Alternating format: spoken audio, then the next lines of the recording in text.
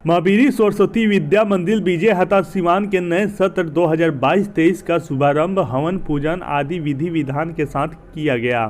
इस अवसर पर विद्यालय के प्राचार्य ने छात्र छात्राओं को नव वर्ष विक्रम संवत 2079 तथा नए सत्र की बधाई एवं शुभकामनाएं दी। साथ ही उन्होंने छात्र छात्राओं एवं आचार्यों की उज्जवल भविष्य की कामना भी की। उन्होंने अपेक्षा की कि उनके विद्यालय के छात्र छात्रा इस सत्र में संकल्प से सिद्धि की ओर चलने के लिए तत्परता दिखाएंगे और योजना बना के अभी से अपने कार्यों में लग जाएंगे।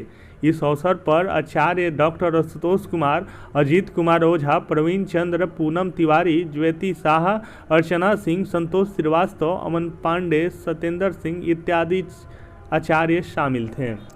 वहीं मीडिया प्रभारी अखिलेश श्रीवास्तव ने बताया कि इस सप्ताह तक पठन पाठन का कार्य मध्यावकाश तक चलेगा, जबकि आगामी सोमवार से विद्यालय का पठन पाठन का कार्य पूर्णावकाश तक कर दिया जाएगा। बहरहाल आइए सुनते हैं क्या कुछ कहना है महावीरी सरस्वती विद्या मंदिर के प्राचार्य का।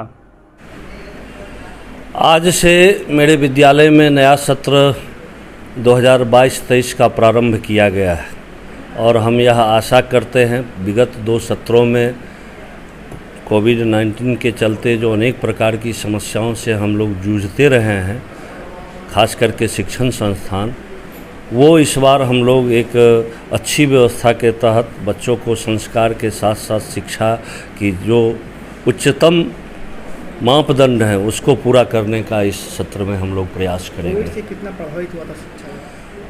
कोविड से तो शिक्षा शिक्षा व्यवस्था इतनी अधिक प्रभावित हो गई थी और हो गई है, तो अभी बच्चों में जो हमारे भैया बहन हैं या कहीं भी किसी भी विद्यालय में उनका जो बेसिक जो उनका आधारभूत जो उनके पास जानकारी होनी चाहिए उसकी भी कमी हो गई है।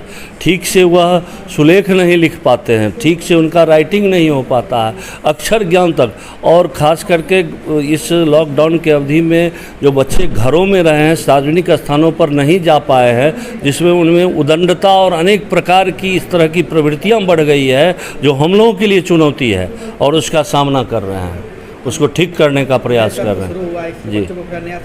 जी, एकदम नई शिक्षा दी जाएगी और प्रयास हम लोग कर रहे हैं। जो इस 2 साल के अवधि में बच्चे डिप्रेशन में चले गए हैं, अनेक प्रकार की जो समस्याएं, उस सब से बच्चे उबर करके और फिर से नए जोशो खरोश के साथ अपने शिक्षा व्यवस्था में लगें।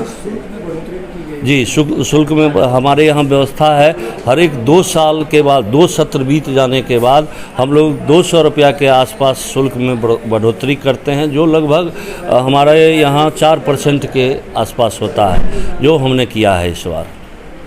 ये विद्यालय शिक्षा और संस्कार के लिए सबसे ज़्यादा जाना जाता है और वैसे में अगर देखा जाए तो इस बार जो मैट्रिक की परीक्षा हुई थी, अन्य विद्यालय के जो छात्राएं थी कहीं ना कहीं डिप्रेशन में आकर गलत कदम उठा रही है, तो क्या लगता है समाज में किस तरह का संदेश देना चाहिए ताकि जो इस तरह की एक्टिविटी वो ना हो? सबसे अधिक महत्वपूर्ण है जो बच्चे आपके परिवार के, हमारे परिवार के, कहीं से भी बच्चे आते हैं, उनका मोटिवेशन होना चाहिए, उनका उत्साहवर्धन होना चाहिए।